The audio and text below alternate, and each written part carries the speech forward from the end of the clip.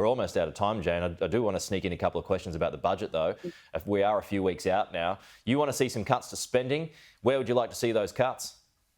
Well, 2 years of a Labor government with wrong priorities and poor policy choices have essentially left Australians worse off. We want to make sure that this budget doesn't miss the opportunity to restore prosperity of all Australians. We need to restore those fiscal guardrails that were in place and budget discipline and honesty, making sure that surpluses are actually structural, not just windfall. We also want to make sure that inflation is tamed to restore our standard of living. And most importantly, we want to see that there is opportunity and reward for effort instilled back into our economy. Okay, when you say... Sure. When you say discipline, that means cuts. Where would you like to see the cuts?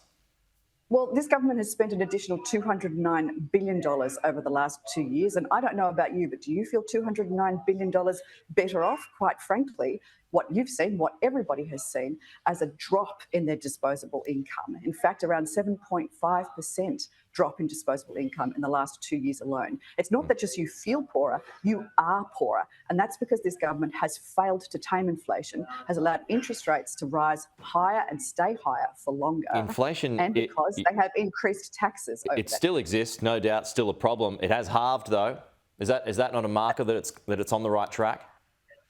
Just last week, we saw that inflation still remains very sticky, and the Reserve Bank Governor herself said that this is a homegrown problem. Yeah. Unless the government tackles its homegrown inflation, its interest rates will stay higher for longer. That's what economists are telling us now. They're not the bond rate. The bond market has already factored in no interest rate drops for another 12 months. That's not good news for mortgage holders who are already paying an additional $24,000 on an average mortgage, an additional $24,000 more every single year. I'm almost out of time, Jane, but yeah, and look, Warren Hogan, he was on my program on Friday. He said there could be 3 rate rises by the end of the year. Do you hope that doesn't happen?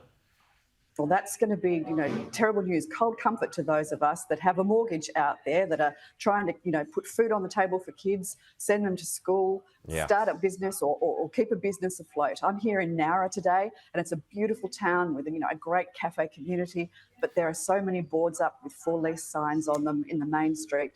This is a real concern. Businesses are doing it tough and households are doing it tough. It's time that the government put the same discipline into its budget as households have to do.